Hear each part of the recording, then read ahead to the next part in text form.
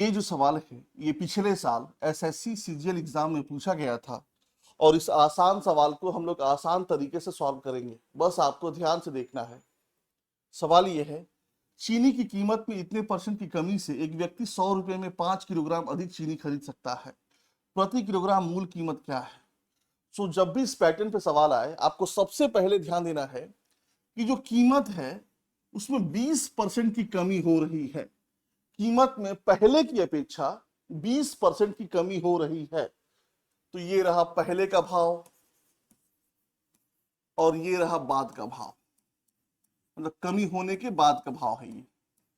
तो पहले हम मान लेते हैं कि चीनी की जो कीमत है वो 100% है। कितना है? 100% है। 20% की कमी हो रही है तो 100 में से 20 माइनस करेंगे तो अभी का भाव कितना है? 80% है।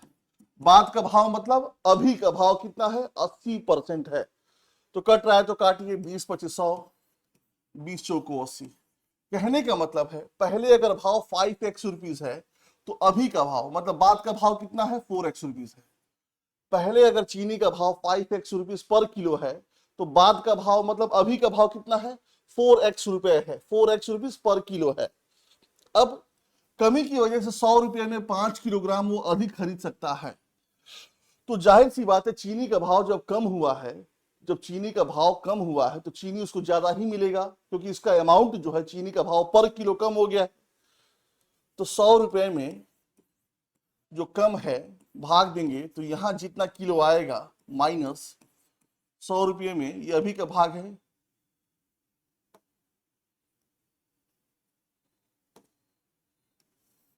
ये माइनस है कितना? ये 5x बराबर कितने किलो का अंतर है?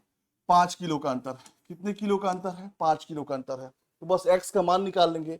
जब x का मान हम निकालेंगे तो x बराबर क्या आ जाएगा?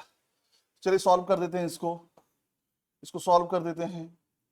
यहां पर हो गया 20x, यहाँ पे 5 में से 4 गया, कितना होता है? 1 होता है 5। ये 100 कॉमन हो गया तो 100 नीचे हो जाएगा। 20 25 100, 5 कट गया तो x का मान कितना आ गया? 1 आ गया।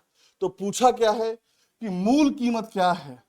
मूल कीमत का मतलब क्या होता है? मूल कीमत का मतलब होता है पहले उसकी कीमत। पहले उसकी कीमत कितनी थी? तो पहले कीमत कितनी थी? 5x। x बैठा देंगे तो 1 5 एकम कितना होता है? 5। तो पहले उसकी कीमत 5 रुपये प्रति किलो थी। ये बिल्कुल आपको समझा के बताएं। ये हमारा आंसर आ गया। सो आगे बढ़ते हैं। किसी मान को 10% बढ़ाया जाता है और फिर मूल मान पर वापस लाने के लिए एक अज्ञात प्रतिशत घटाया जाता है। कितने प्रतिशत की कमी जरूरी है? तो मान लेते हैं कि जो मान है वो 100 है। मान 100 है, इसको 10% बढ़ाया जाता है मतलब 110 किया जाता है। मूल मान 100 है, 10% बढ़ाया जाता है मतलब 100 प्लस 10 110 किया जाता है। फिर बाद में मूल मान पर लाने के लिए मतलब फिर 100 लाने के लिए हमें कितने प्रतिशत की कमी करनी पड़ेगी? तो यहां से कितना कमी करना पड़ेगा? जब माइनस कर देंगे 100 को 110 से तो 10 की कमी करनी पड़ेगी। 10 की कमी करनी पड़ेगी। और किससे? 110 से। 110 से तो नीचे 110 हो जाएगा। परसेंटेज बनाने के लिए 100 से मल्टीप्लाई करेंगे। 0 0 100 बटे 11 का मतलब क्या होता है? 11 9 99, 9.09। ये हमारा आंसर हो जाएगा।